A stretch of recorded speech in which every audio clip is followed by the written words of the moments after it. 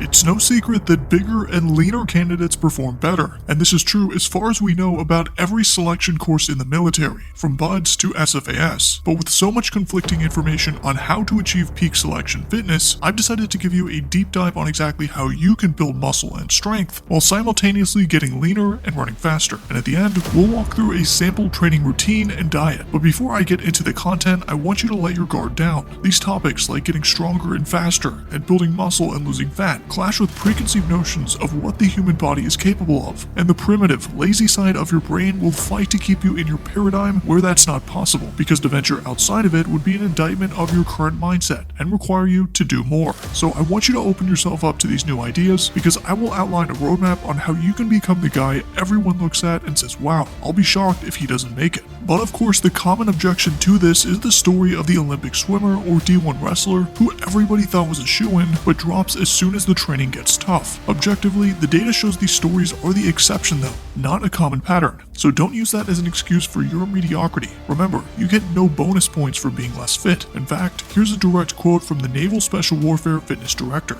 BUDS continues to become more competitive as candidates are more athletic than ever, bigger, faster, and stronger. Something to remember when preparing to enter the training pipeline. But if it's true that candidates are getting more competitive in every way, why is this story so often recounted? Well, based on selection's 70% plus attrition rates, a lot of people are going to drop, including some, although fewer, who are exceptionally fit. But since most of you are not the Olympic swimmer or wrestler who just needs a few months to train up, let's talk about your first step, and then we'll talk about building muscle and losing fat. Your first action step is to achieve a body fat percentage which allows you to perform your best. A good place to start is 15%, and a lot of people don't like that I lead with this advice, but there's a simple and critical reason for it. Imagine a high school offensive lineman who wants to earn a D1 scholarship. If someone told him to just focus on O-line drills, we'd all understand that's crazy, because while drills are great, they're not going to help if you don't have the size to play at the next level. There is a reason why the average tackle in the NFL stands 6'5" and 300 plus pounds, and while selection isn't as dependent on body composition as playing left tackle,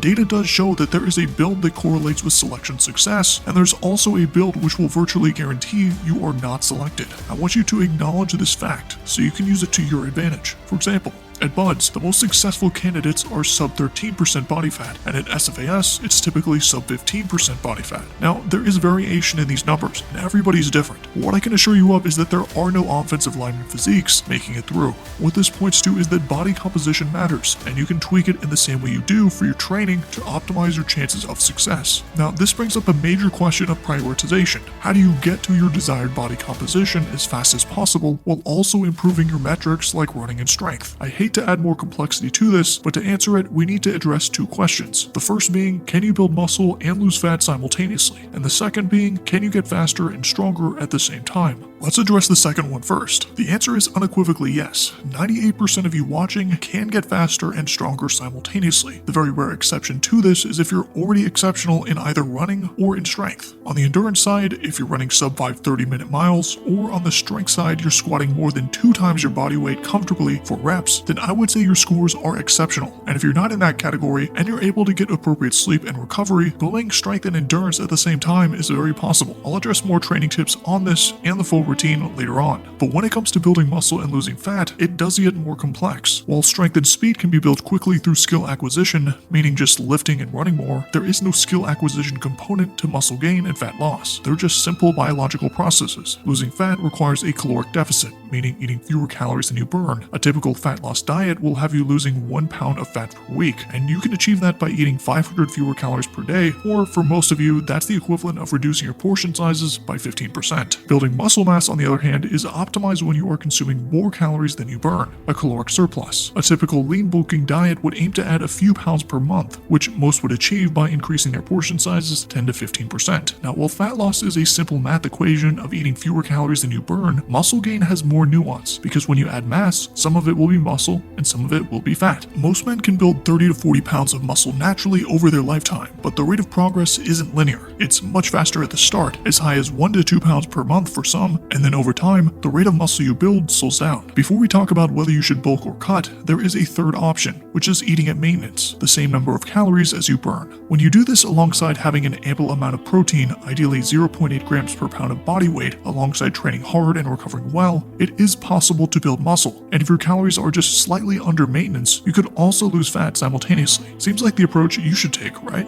Well, there is a drawback. Eating at just or below maintenance calories comes at the cost of being less efficient than a traditional bulk or cut. For example, while in a month you could lose 4 pounds while cutting, or in that same time on a bulk, gain 1 to 2 pounds of muscle, while eating at maintenance, you might lose 1 pound of fat and gain 4 ounces of muscle. And looking at yourself in the mirror, these changes probably won't register, which may feel like you're not making progress, especially since the scale won't be moving much at all. So what should you do? Since your progress eating at maintenance will be slow, this is why I recommend you start with a cut to achieve around 15% body fat. The first benefit is that it gives you an immediate goal to achieve, and for many of you, it may require 8 to 12 weeks of dieting to shed the 10 pounds of fat you need to lose. I want you to use this diet as a test of your discipline, but unlike everybody else who is dieting around you, you also need to focus on your performance. So make sure you're training hard, eating lots of protein, and also recovering well. Many of you will find an excuse to skip this step and focus on building muscle, but the hard truth is, if you can't stomach restricting your calories by 15% for a month or two to maximize your chances of success, maybe you're not as gritty as you think. Once you've shed your dead weight, you'll now be lighter on your feet and have a true understanding of your fitness, since you'll be at roughly the same body fat percentage you'll be at for selection. The benefit of this approach is you can now have an honest evaluation of your strengths and weaknesses. I actually have a full video on how big you should be for selection, which guides you step by step through your next steps from here, but I'll give you an abbreviated version of that video. If you're less than 3 months from selection, you should not bother with bulking, unless you're severely underweight and already exceeding the standards. 99% of you should be eating at maintenance calories and training hard. But if you're more than 3 months from selection, it's worth considering your fat-free mass index, which is a measure of how muscular you are. I like my athletes to have an FFMI of 21 or higher. So if you're significantly below 21 and you have 3 to 6 or more months to go until selection, consider eating in a slight caloric surplus to add some muscle to your frame. For those of you who are close to that 21 range, eat at maintenance calories, where you can focus on slowly building muscle and strength without adding extra fat, which will negatively impact your endurance training. Before we dive into how you should organize your training, I want to give you all a warning about bulking. While it's a lot of fun to talk about eating big to get big and putting on loads of muscle mass, you need to remember that the strength training we're doing is not strength for the sake of strength. Your goal is to get strong and build muscle mass to perform at selection. So while I prioritize weightlifting, I rarely, if ever, recommend somebody go on a bulk. Most of you can put on the muscle you need at maintenance or just above maintenance calories, which will minimize fat gain and have minimal impact to your endurance training. To make this information actionable, here's your 3-step body composition plan. First is to achieve around 15% body fat. 2, eat at maintenance or just slightly above maintenance calories to allow yourself to build muscle, strength, and endurance simultaneously. And then 3, throughout the entire duration of this process, stay consistent and realistic. Remember, your plan is only as good as it is sustainable, and you are consistent. When it comes to training during this time, here are 4 tips to ensure you're making progress, whether you're bulking, cutting, or maintaining. First is to train with complete focus. Training is not just a box you check like cleaning your room or gassing up your car. It requires effort and focus every session to make progress. This is why you can have 2 people who do the exact same training routine for 6 months, and one makes no progress while the other completely transforms themselves. Next time you work out, make a conscious effort to do more than you did last time. Second is to be 100% compliant with your routine and train even when you don't want to. Not every session will be enjoyable or feel good, and if you only give full effort or train when you want to, then you're setting the wrong expectation with your training. It needs to be non-negotiable, so stop making excuses for why you can't and make it happen. The only caveat to this is when you're feeling true pain or injury, or perhaps need a deload, but that's the exception to this rule. This brings me to the power of momentum.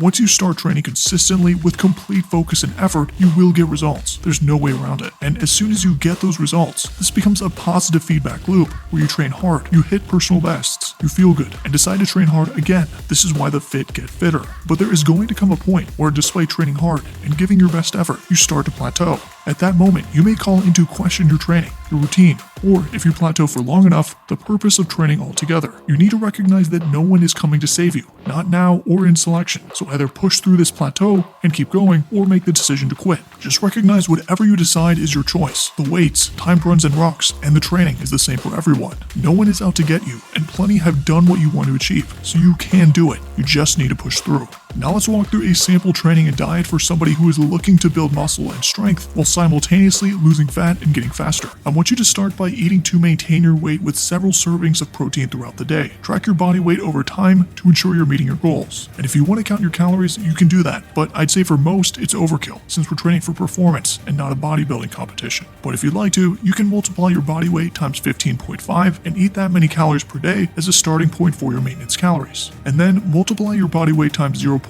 and eat that many grams of protein per day. For training, we'll do 2 full body strength sessions per week on Monday and Thursday, along with calisthenics and a metabolic conditioning session on Tuesday. We'll then do focused run or rock training on Monday, Wednesday, and Saturday, with optional additional cardio on Tuesday and Friday, depending on your training history and where you are on your journey to getting selected. If you'd like the full beginner and intermediate and advanced routines, they'll be available for free in the description. And if you're interested in learning how big you should be for selection, check out the video on the screen. Thanks for watching. Leave your training questions in the comments.